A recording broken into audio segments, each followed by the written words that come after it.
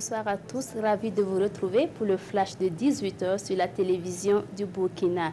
14 milliards de francs CFA, c'est la somme que les États-Unis vont allouer au Burkina Faso en 2018 pour venir à bout du paludisme.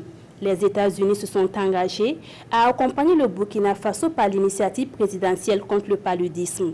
L'annonce a été faite hier vendredi par le chargé d'affaires de l'ambassade des États-Unis au Burkina Faso.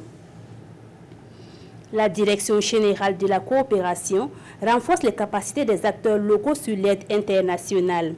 Elle a organisé à Kaya un atelier régional regroupant les chefs de projets et programmes, la société civile ainsi que les acteurs du secteur privé pour leur expliquer le partenariat public-privé et la coopération décentralisée.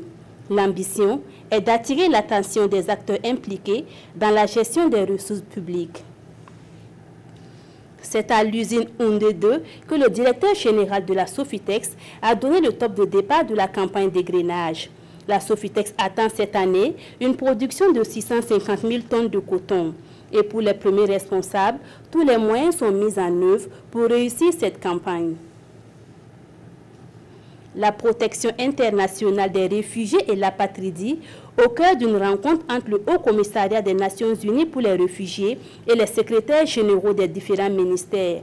Les deux parties vont échanger sur diverses thématiques liées à ces questions.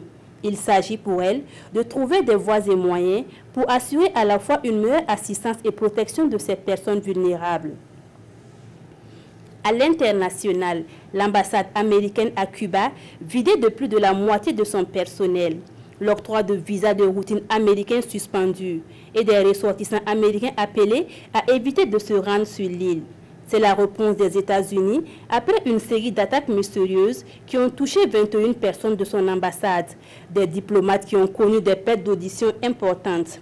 Les deux pays marchent sur des œufs, aucun des deux ne voulant mettre en péril des relations diplomatiques tout juste réchauffées. Voilà pour ce flash, merci de l'avoir suivi. L'information revient à 20h avec Fousseni Kindo.